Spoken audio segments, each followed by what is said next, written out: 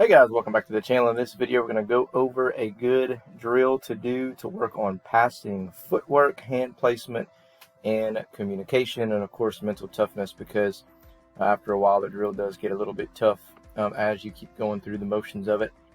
Now this is called the Argentina passing drill. I did not create this drill. I stole it off of YouTube, full disclosure. So if you would like to see it actually in person, like actually people using it, then check the links in the description below. I found, a video where you could actually watch, a drill of people actually doing the motions. But this is kind of the basics of it. Here is basically you need at least 8 people to organize this. You need 2 basketballs, and we're spread out basically on where I'm kind of visualizing where the volleyball court lines would be. And basically, if you don't have a volleyball court line, then you can just kind of, determine based on where you think would be the best, the best distance to pass from, 10, 15 feet apart or so, something like that, because that's typically what you want your spacing to be. So the people that are across from each other need to have a basketball to start. It can start off here. It can start off anywhere, as long as the people across from each other have a basketball. And you're going to say, left side or right side. And what's going to happen is both people are going to initiate this drill with passing to that side. So if I say left side, which is what we're going to simulate first, is both people are going to pass to the left. So they would pass to the left. This person passes to the left. And then they're going to immediately sprint to the spot across from where they are. And while they sprint, the other people are going to be passing to the left as well.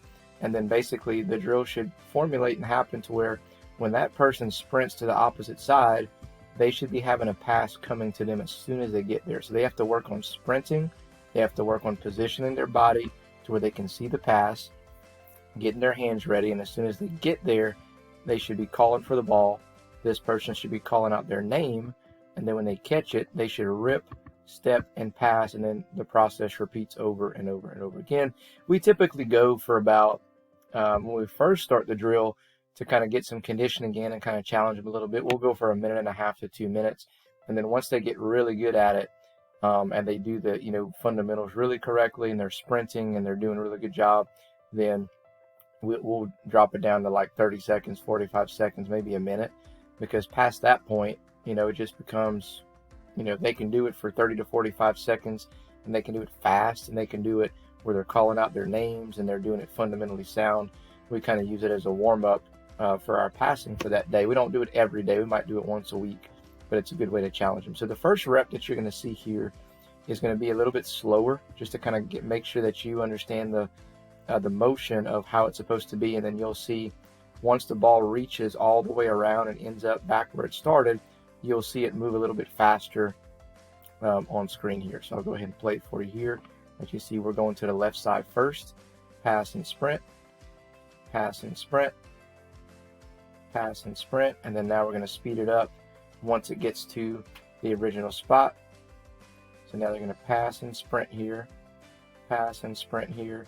And this is typically how it should look, is it should be a little bit faster, a little bit faster here. And like I said, watch the video I have linked in the description. That way you can see people actually formulating it and going through it. Now this is going to be to the right side. So again, we're going to go a little bit slower to start, kind of get you familiar with how it looks. And then as it gets back to the original spot, now you'll see it kind of speeding up here just a tad. So they'll pass and sprint, pass and sprint, pass and sprint, and then one more, and we'll end up right where we started. So this is Argentina passing. This is another passing drill. Again, works on footwork, passing, hand placement, communication, conditioning, and mental toughness, something that we do once a week. However, when we're first teaching it, we might do it 2 or 3 days in a row until they get the hang of it.